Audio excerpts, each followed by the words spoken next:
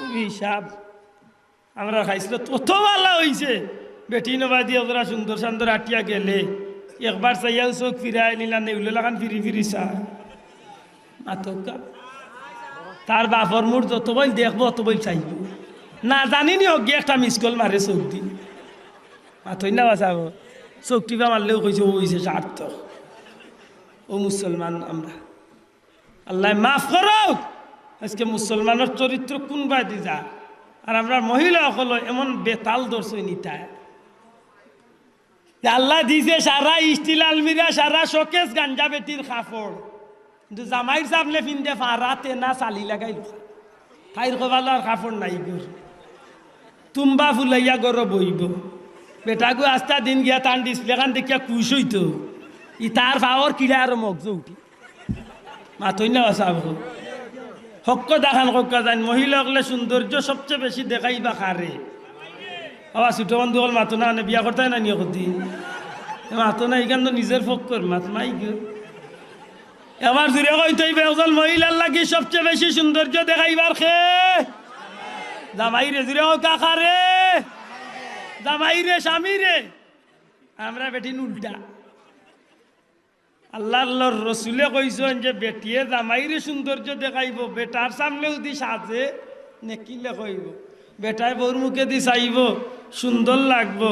নেকিলে কইব মহিলার আমল নামাত নেকি হইব মাতই না আমরা বেটিন উল্টা 100 মাঝে 97.5 গু ভাই ভাই জামাইর সামনে সৌন্দর্য দেখায় না সৌন্দর্য দেখাইবার সময়ও তাই বেটিন নাই বেড়িত বাড়িত পাড়াতে না চালি লাগাইল খানা হোখান ফিন দিব আখটা যদি উনে গালি তাই তালইর গো ভাই গায়ে হলুদ নাইলে বিয়া লাগছে আর নাইলে ঈদের মার্কেটিং লাগছে তখন চাষি স্টিল খুলে স্প্রিং লাগাই লগাল বার করে ওকে আমি আশা কইছি মিশা কইছি ওকে আশা কইছি মিশা কইছি ও অকলাইন নয়া খালাইন বার করিয়া বালা করি ফালিশ মারবো মারতে মারতে একেবারে টুট পালিশ না পালিশ চোখ পালিশ কপাল পালিশ কুমকুম লাগাইয়া যা আছে সারা মারিয়া বাপর বেটি বার হইছে বা বব কাটিং চুল হতো মাতই না জুতাই গানাই রে ওখানে মুই বেড়া লাগছি জুতা বেটাইন তোর জুতার তোলা সমান বেটিন তোরে কোন মরকিয়া বাইরে বা ইগুর মুরা দেড়া তুবরে ও মুসলমান হাসা কথা কান বেটিন তোর একদিন চিন্তা করছো নি কারণ কিতা আসুন না জানো খালি আল্লাহর কসম দিয়া কইয়ার আমি গান সানিয়া পাইছি শয়তানে বেটিন তোরে ইচ্ছা করি বেটিন তোরে বেটাইন তোর আকর্ষণ হইবার লাগি কমর দুলাই দুলাইয়া আটানি লুয়ায় আর কমর দুলাই দুলাইয়া আটতে হইলে পাওয়ার আঙ্গুল মাটি তার উপর গালা কি লালা না কিতারে বাই হয়ে বললাম হ্যাঁ কুরালা কুরালা ও কইছে স্প্রিং লাগাই কুরালা হাল ফিনতে রে ভাই ইয়া উদকা শয়তানে করার কি আল্লাহ মাফ করে কুরালা হাল ফিন দিয়া একজন মহিলা যখন আটিয়া সৌন্দর্য দেখাইয়া যায় আমার কথা নাই নবীজিয়ে কইরা যে মহিলা নিজের ইচ্ছা করিয়া তাই সৌন্দর্যরে বাজারে বেটাইন্তরে দেখাইব ই মহিলা তাই নিজে পয়লা জিনাকারিনী অর্থাৎ তাই একজন জিনাকারী মহিলা হিসাবে সাব্যস্ত জুড়ে কইতা নাই নাউজুবিল্লাহ আর যে বেটাইনতে বারবার বিড়ি বিড়ি চাইবা দেখবা আর কইবা মনে মনে বলে না বা বেটি ওই এই নো কিতা জিনাকুর জুড়ে কাইন কিতা জিনাকুর জিনাকুর লেতে আমরা যাইতাম গুনবাদি সবচেয়ে বড় বিভাগে পড়লাম এখন তো চলবার কুদরত নাই টাউনও যদি একদিন যাও আল্লাহর 12 মাসে একটা সামনে দি চাইল বেটি পিছে দি চাইলি তো হাও বেটি ডাইনে দি চাইল বেটি বাগুয়ে দি চাইল বেটি ওখানে যাইতা চোখ দিবাই লাইতাই ট্যাক্সি তো বিশ্বাস করো টেকা নাই নিবা চাব এমন একটা আলো পড়ছি যে ডাইনে দি যাইলেও মহিলা বাহুয়ে দি যাইলেও মহিলা খরে দি যাইলেও মহিলা সামনে দি যাইলেও মহিলা জানোর জ্বালা যদি উপরে দি যাতে চাইয়া দেখে 3 তালা উপরে তোলে আরো দুগে চাইয়া ও ডাকাই থিবা যাইতাই কোন বাইরে হক দেখাল গো বাস্তায় কিলা এটা একমাত্র মহিলা হলে যদি আল্লাহরে ডরাইয়া যদি তা বেটিনতে তারা যদি পর্দা করিয়া চলি যায় তো হক কথা আমরা আরিলা কষ্ট করা লাগবো নি বা সাবকল আর আমরা বেটাইন যারা আছি অভিভাবক যারা আছি এরার বড় কাম কিতা এরার বড় কাম হইল আপনি আপনার দায়িত্ব কাণ্ডে নিজের হাতে নি থাকি আপনি আপনার ঘরের মহিলা আপনার মা আপনার বোন আপনার বউ আপনার বুড়ি এক কথায় আপনি ঘরের প্রেসিডেন্ট আপনার ঘরের মহিলারে আপনি পর্দার ভিতরে রাখার দায়িত্ব নিতা আর যদি নেই না ইচ্ছা মতো ছাড়িয়া দিলেন নবীজিয়ে ফরমাইছেন আর দায়ুসু লা ইয়াদখুলুল জান্নাহ দয়ুস কোনোদিন জান্নাতও যাইতো না সাহাবী হলে জিজ্ঞাসা ইয়া রাসূলুল্লাহ দয়ুস কে হুজুরে ফরমাইন যে ঘরের মহিলা সকল আছেন যে ঘরের মহিলা সকল আছেন ই ঘরের প্রেসিডেন্ট ই ঘরের অভিভাবক যে বেটা আছে যে বেটায় তার ঘরের মহিলা সকলরে পর্দার ভিতরে না রাখিয়া বাজারও ছাড়িয়া দিলাইব এই বেটাই গইল দয়ুস আর দয়ুস কোনোদিন জান্নাতও এখন আমরা বিপদ আছি এটা আমি প্রায় জায়গাত কই বলে অভিভাবক যারা খেয়াল করি চলি ভাই হল বন্ধু হল আজকের এই কঠিন ফেতনার জামানাত আমরা ইমান রক্ষা করার দরকার আছে নি না নাই মাদকা ইমান রক্ষা করার দরকার আছে নি না নাই আজকে দয়া করছে নবীর সাহাবী সকলের জীবন আতলিয়া দেখো এই জমিনে ইজ্জত রক্ষা করার লাগি নিজের জীবন বাজি রাখছে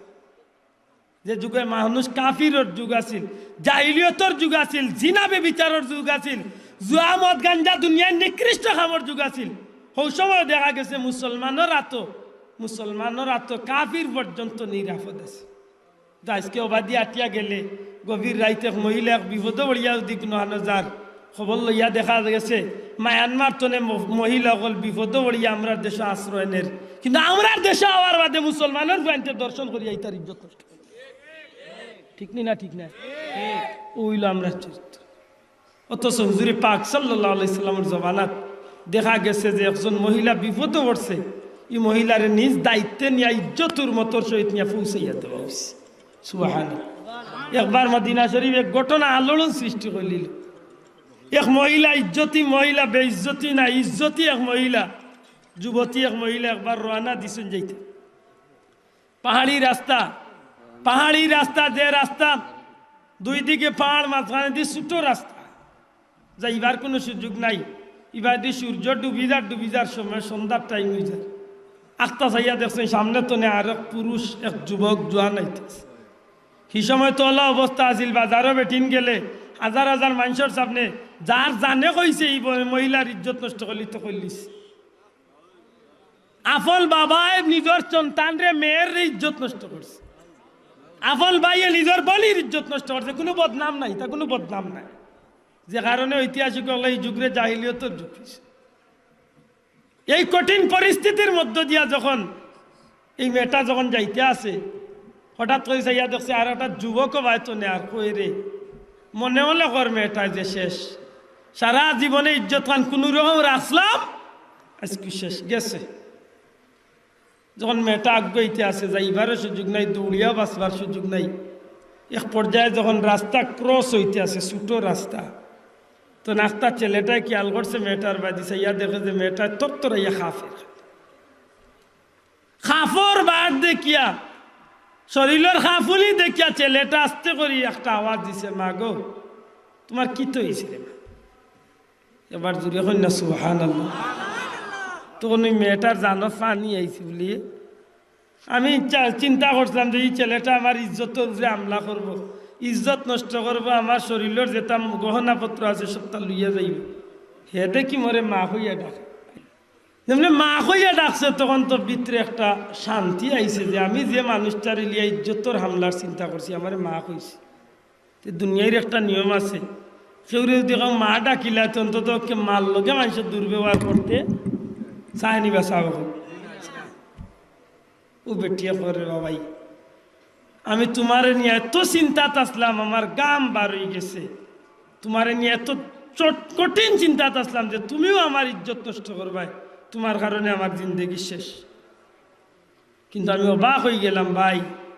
তুমি আমার যে অবস্থা দেখ গিয়া মা হইয়া ডাক দিলে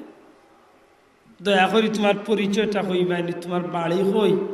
গোর কান আর তোমার অত সুন্দর ব্যবহার খেয়ে খেয়ে আমার ভাই এখন বন্ধু এখন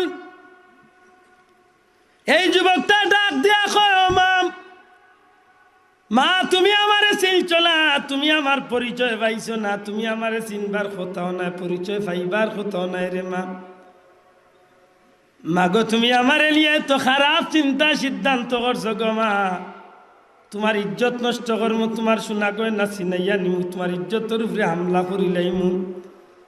মা অন্তত একটা বার তো পরিচয় জানিয়ে আমার চিন্তা করতে আসিল। মেয়েটা এটা কে কয় বাবা, বর্তমান সমাজের এই দুরবস্থার উপরে আমি চিন্তা করছি। ছেলেটা উঠিয়া কয় না রে মা, না তুমি জানো না, অন্তত তোমার জানারও বাপ। মা তুমি খবর পাইছনি মক্কাত আখেরি জামানার পয়গাম্বর মুহাম্মদুর রাসূলুল্লাহ সাল্লাল্লাহু আলাইহি সাল্লাম প্রকাশ হয়ে গেছে। হে মা, যে নবী রাহমাতুল লিল আলামিন, যে নবীর কলমা পড়ি লাইলে জাহান্নামের আগুন হারাম হয়ে যায় রে মা। ও মা, আমি ও নবীর পবিত্র হাত ধরিয়া কিছু সময় আগে আমি মুসলমান হইয়া আইছি। মাগো তোমার চিন্তাটা ভুল, যে নবীর হাত ধরিয়া কলমা পড়িয়া মুসলমান হইছি মা। আমার জীবন একে যাইতে পারে, তবুও তোমার ইজ্জতের উপরে হামলা হইতো নাই মা। প্রয়োজনে তোমারে আমি তোমার বাড়ি পর্যন্ত নিয়ে পৌঁছাইয়া দিমু। এই মহিলা ডাক দেয়া কয় রে যুবক, এই নবীর ধর্ম যদি এত সুন্দর এত পবিত্র, এই নবীর ধর্মের মাঝে যদি মানুষের জীবনের চরিত্র নিরাপত্তা যদি ইলা থাকে, তাইলে আমি তোমার এই মুহূর্তে জানাইয়া দিলাম, আমি আর দেরি করতাম না, এখনো তোমার